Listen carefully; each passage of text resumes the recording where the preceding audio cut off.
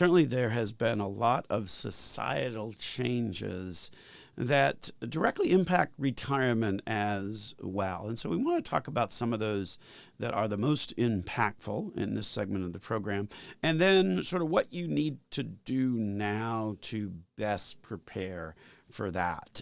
Interestingly, market volatility in retirement may not be your biggest risk as we work through this list, because the days of your parents' retirement are behind us, right? If you think about the generations before that retired and they collected a pension and then they got some Social Security, and they didn't live into their 90s. And so that version of retirement largely doesn't exist anymore, right? Pensions are kind of gone. Social Security is somewhat limited.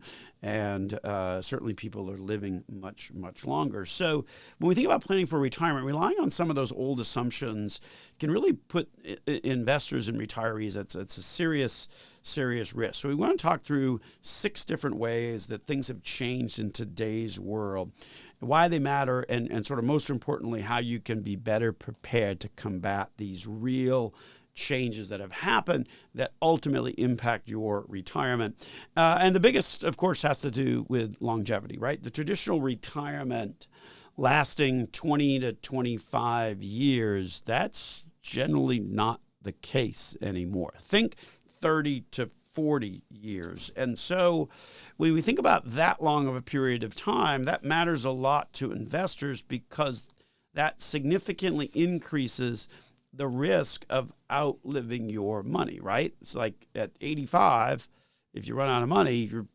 probably not going to have the opportunity to go back and work in a normal job, let alone have the energy to do that.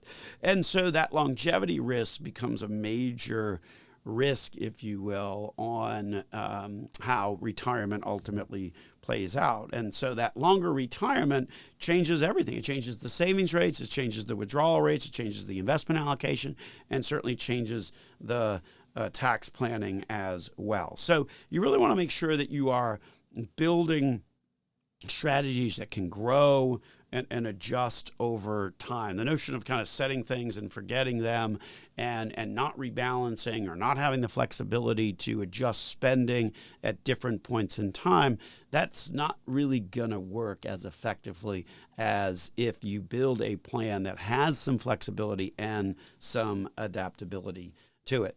The other thing, of course, is inflation. We've come through a period of probably 10 or 15 years where inflation was relatively low for many, many years, and didn't necessarily, I guess, maybe notice it. It was always there, but relatively low. There were a few years, probably several years ago, where the cost of living adjustment on Social Security was zero because there wasn't really hardly any inflation.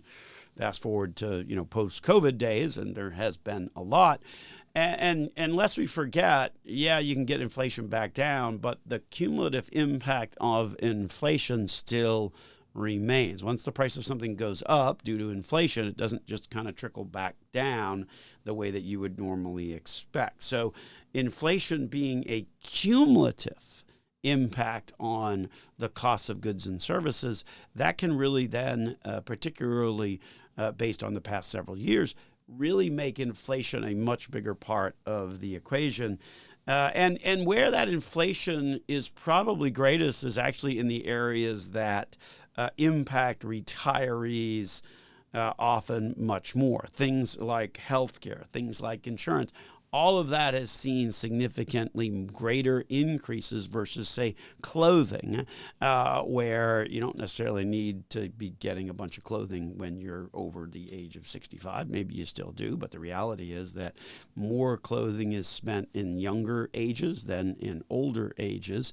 And that, for example, hasn't had a very significant inflation, but meanwhile, health insurance and healthcare, which you typically use when you are older, that has had a much more significant impact of inflation. So that the impact of inflation is hitting disproportionately among those that are of that retiree age. And so it's important to understand inflation that's going to erode my purchasing power or the ability of my dollars to buy the same things. So you've got to still make sure that your investments have some portion that's designed for long-term growth. You got to be careful about having over a reliance or an over allocation to sort of fixed or non-income adjusted or non-inflation adjusted types of investment. So important to kind of keep that in mind.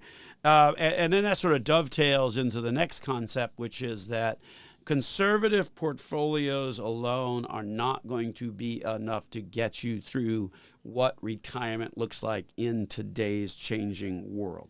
I think far too often many folks, and this school of thought still prevails significantly out there on the internet and whatnot, is that once you retire, you got to move everything into, or almost everything into safe investments, things like bonds, things like CDs, things like fixed income types of investments. But today's environment is different. First of all, yields are relatively lower.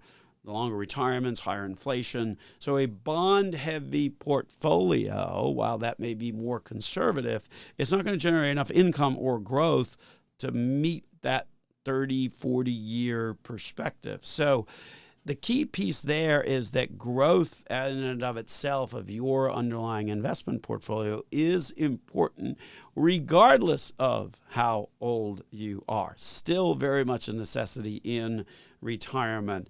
And so to make sure that you are looking at that investment allocation and aligning that with sort of more of a time horizon, not necessarily your age. And I think far too often the age formula, particularly like with all these target date funds, the age formula is too simplistic. It shifts things much more conservatively than necessary. Rather than rely on age or a target year, you've really got to think about that time horizon. If I'm 65 and, for example, if my parents are still living, then okay, you've got some good genes going for you. Got to really start to be thinking about more of a 30 to 40 year retirement. And then that certainly does have an impact on how your portfolio ultimately is invested. Healthcare, long-term costs, we talked about those earlier in the program. We were talking about health savings account.